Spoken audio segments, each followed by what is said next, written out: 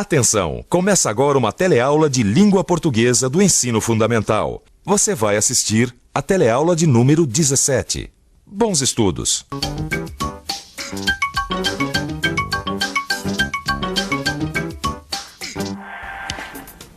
Oi, gente! Hoje nós estamos chegando ao final de mais um módulo do curso de língua portuguesa. Você consegue imaginar o que vai acontecer com essa história? Será que o Paulo e a Virgínia vão ficar juntos? Bom, isso é um assunto que só o nosso amigo Machado vai poder responder.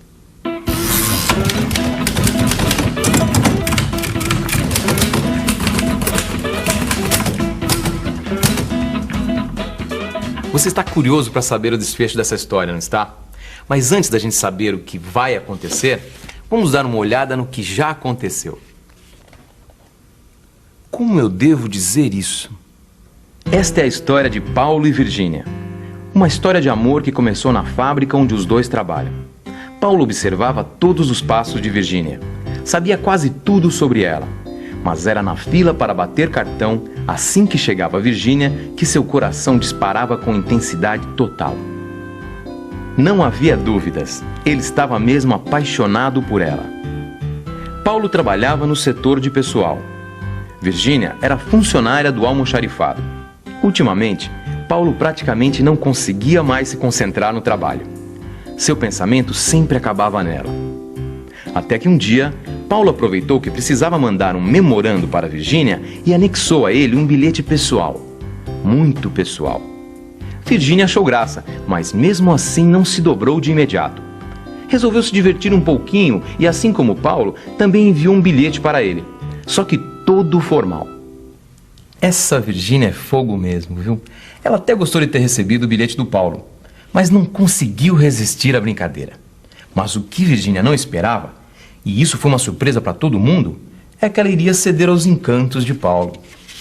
Isso mesmo, Paulo conquistou o coração de Virgínia. E tudo começou com um memorando. E quem poderia imaginar que um memorando pudesse dar início ao namoro?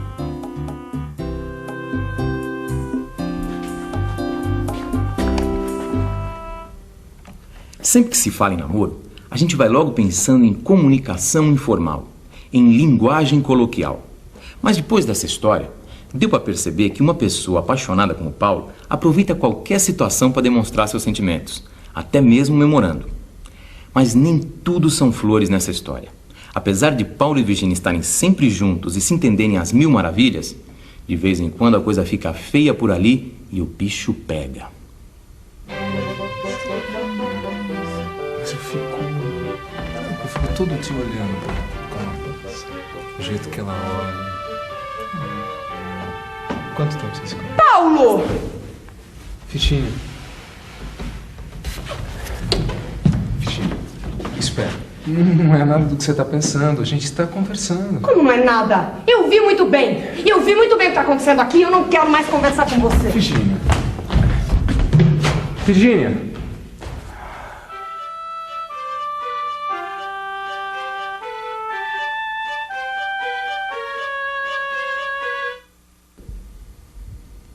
E agora?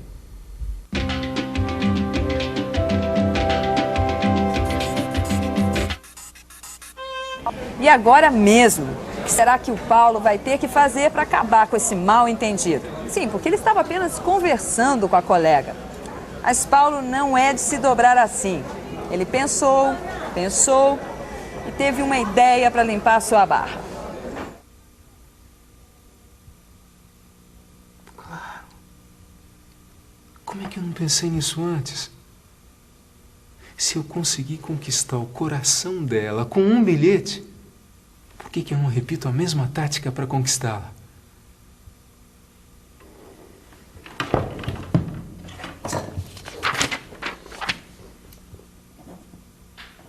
E assim, Paulo começou a bolar um texto que convencesse Virgínia da sua inocência. Virgínia, o que você disse ontem, à noite, não tem nada a ver. A gente precisa conversar. Paulo,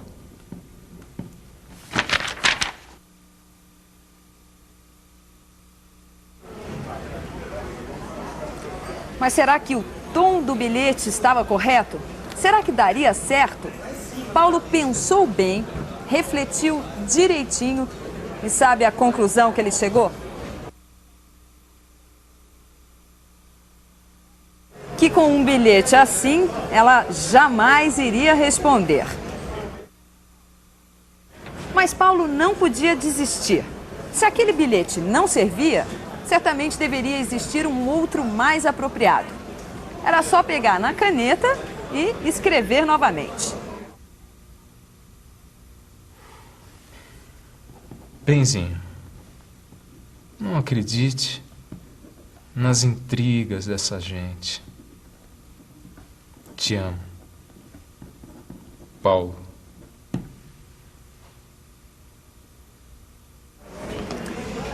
E agora, será que ele acertou? O que poderia acontecer se ele mandasse este bilhete? Que intrigas. Quer dizer então que ele tem mesmo culpa no cartório?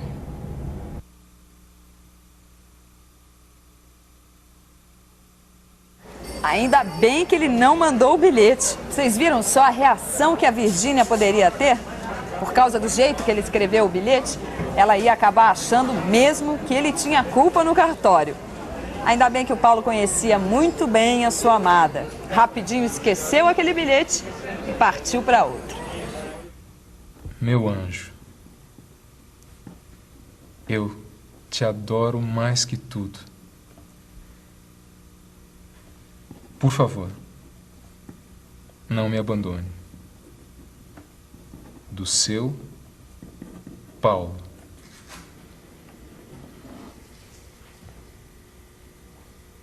Não. Com um tom meloso assim, minha nossa, a bronca da Virgínia só ia aumentar. Paulo, vamos lá, vê se acerta agora. Meu amor, não dá pra ficar sem você. Estou no portão às 5 em ponto. Beijão, Paulo.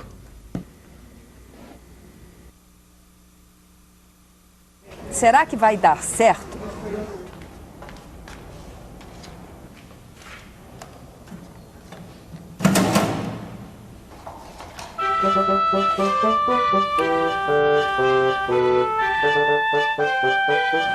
Tá vendo? Ele suou, queimou as pestanas, mas acabou achando a melhor maneira de se dirigir à sua amada sem complicar ainda mais a situação, que já estava bem nebulosa.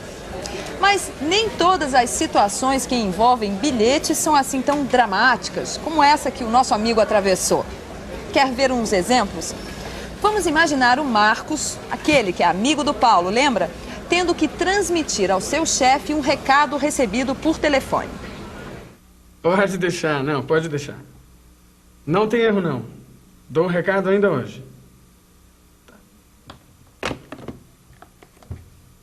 Data 21/9, horas 14h45. Senhor Luiz. Ligou o Reinaldo da seguradora pedindo para o senhor entrar em contato.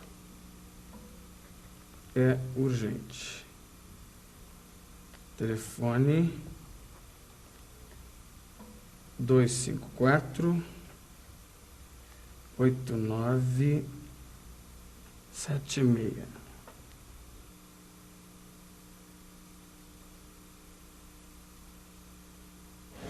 Viu? Para escrever esse bilhete, o Marcos nem precisou pensar muito. Bastou colocar no papel o recado que ele tinha recebido pelo telefone. Mas vamos imaginar agora uma outra situação. Paulo deixa um recado para Marcos, que saiu antes dele. Marcos, quando eu reparei, você já tinha saído. Achei melhor não deixar o dinheiro do churrasco aqui. Amanhã, à tarde, eu te entrego. Paulo.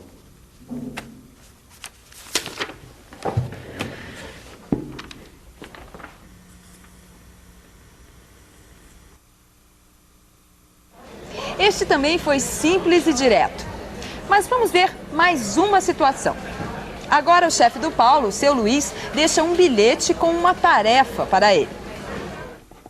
Paulo, providencie 3 caixas de clipes e um pacote de copos de plástico.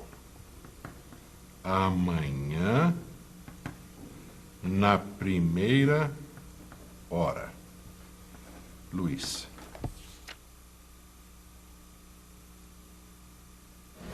Como você pôde observar com estes exemplos, escrever um bilhete é uma coisa que não tem segredo. É só dar o recado de forma direta e objetiva, sem enrolação, que não tem erro. Porque, como você também viu nesta aula, um bilhete escrito com as palavras erradas pode dar muita confusão. Paulo que o diga. Mas para você aprender direitinho o que a gente viu nessas aulas, não deixe de consultar seu livro. E como o Paulo, reescreva os bilhetes que estão lá. Porque isso você já sabe, não é? Para escrever é preciso, antes de mais nada, saber reescrever.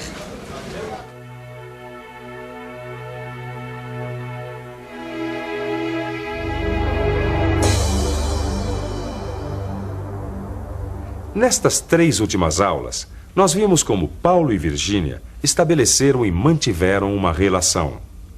Deu para perceber que, para conseguir isso, eles tiveram que utilizar a linguagem de diferentes formas, com diferentes objetivos.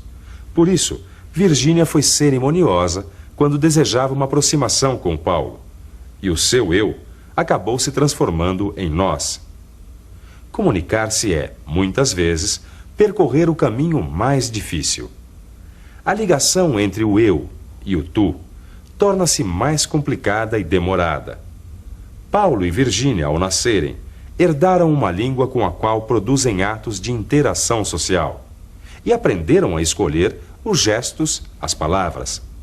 Assumiram os comportamentos prescritos pela sociedade e, apesar disso, ou por causa disso, usam a língua como um instrumento para estabelecer laços, vínculos com as pessoas, buscando diminuir as diferenças que delas as separam. E assim chegamos ao fim de mais um módulo do nosso curso de língua portuguesa. Você viu que depois de muito pensar, o Paulo encontrou a melhor maneira de dizer o que queria para conquistar a sua amada. E você, como diria isso? Faria como o Paulo?